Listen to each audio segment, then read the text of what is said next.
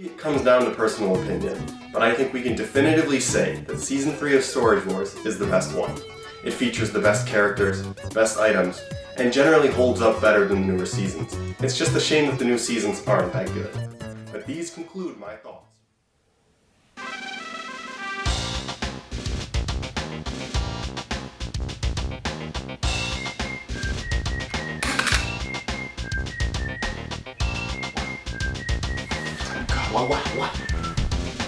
What happened to my room? I was playing those 3 games, but it was just in a dream. Was any of that even real? I guess not. So it's been a while. You wanna know why this video took so long? My PS3 had a factory reset.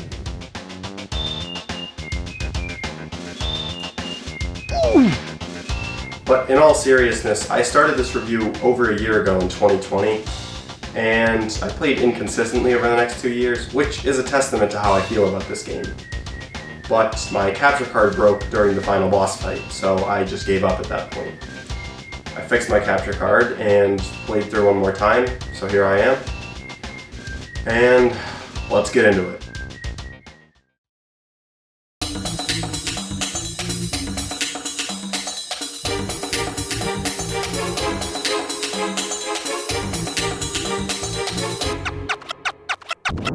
The Ratchet and Clank series are some of the finest platformers the PlayStation 2 has to offer.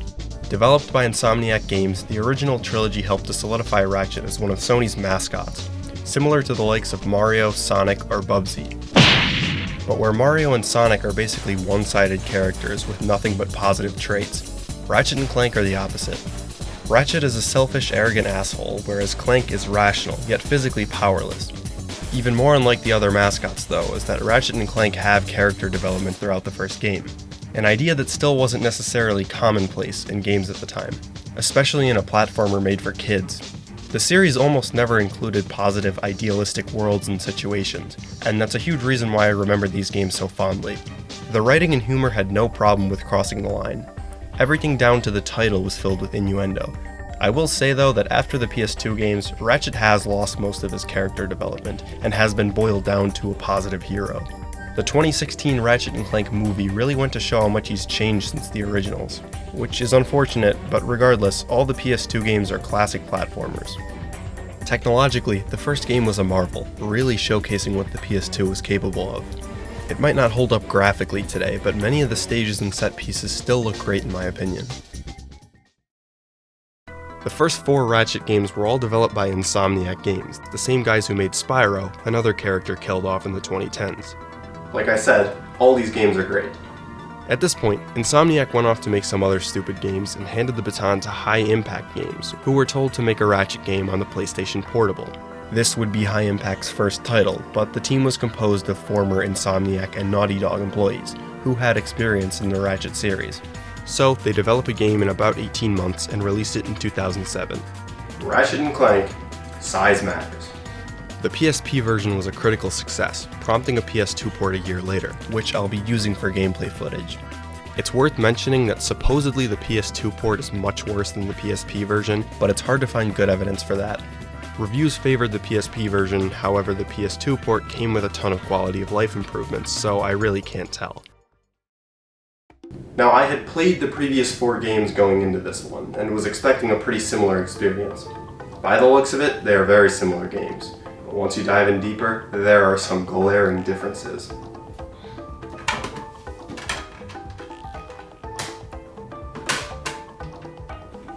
Alright, let's play. Where's the controller? Alright, sick. Story-wise, there isn't much. Size Matters features a generic story that's really just more of the same for the series, which isn't necessarily a bad thing. If the game's sole purpose was to add more world building, then it did a decent job at that. It is a shame though that in this game, Ratchet is just a moron. There she is! Let's get her! Ratchet, do you notice anything unusual about Luna?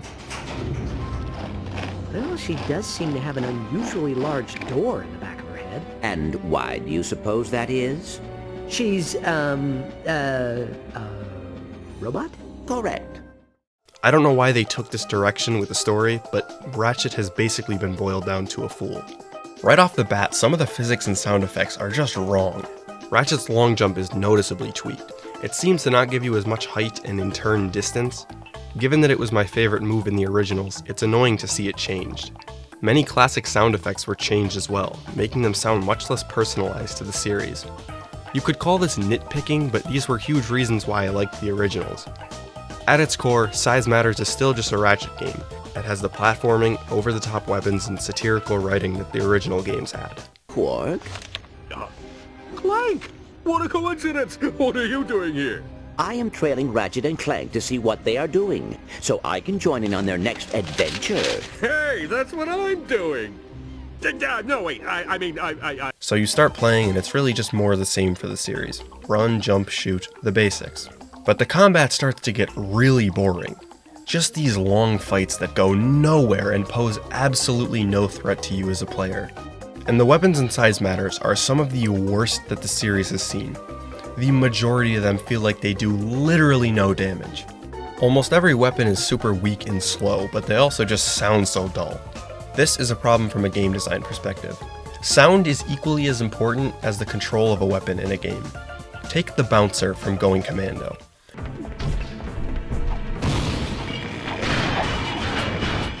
The gun itself is very powerful, but the heavy sound also adds the perception of damage.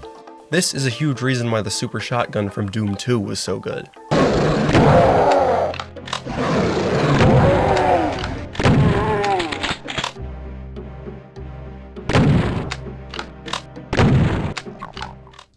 And speaking of shotguns, the concussion cannon might be the worst shotgun in gaming history.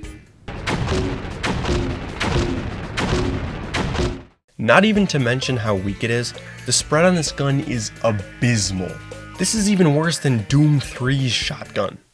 Marine, I've received a report that you haven't reached Bravo Team yet. You need to pick up the pace.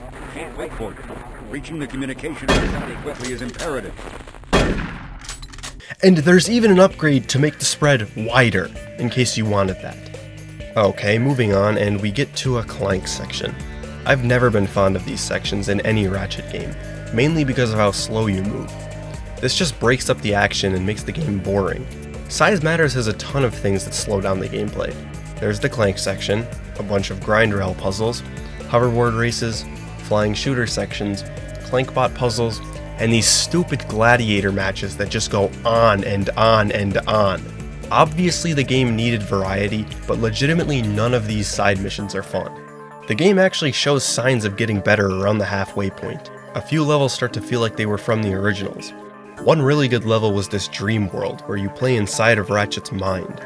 The bosses from the previous games all flash around the screen, and the environments are really appealing. This part really demonstrates how impressive the game was for the PlayStation Portable. When you get out of this dream world, you get to a section where you have to do door repair. Nice. Good idea, guys. Another big issue with Size Matters is how weak you are.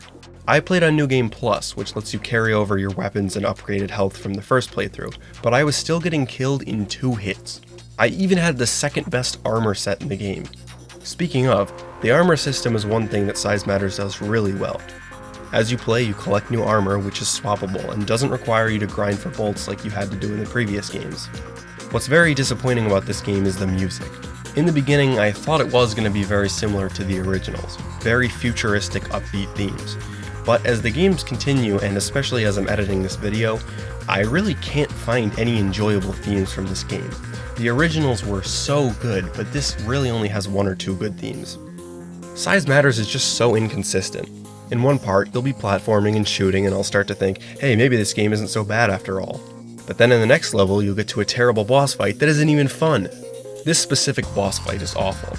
It's broken into 3 parts, all of which are boring. The first one is blatantly stolen from the movie North by Northwest. It's a good movie, but it doesn't hold up so well in a game when the music completely cuts out and its attacks are telegraphed seconds in advance. The second section is beatable without even pressing any buttons. I'm serious, look at this. Damn it. Well, that's fine, it didn't take too... Oh, sick. You have to completely redo this section if you die. Nice. I'm gonna skip a whole lot of nothing and skip to the final level. In the story, some of Ratchet's DNA is stolen, which then allows the main villain to clone Ratchet's in order to kill Ratchet, since no one else could. Makes sense, right?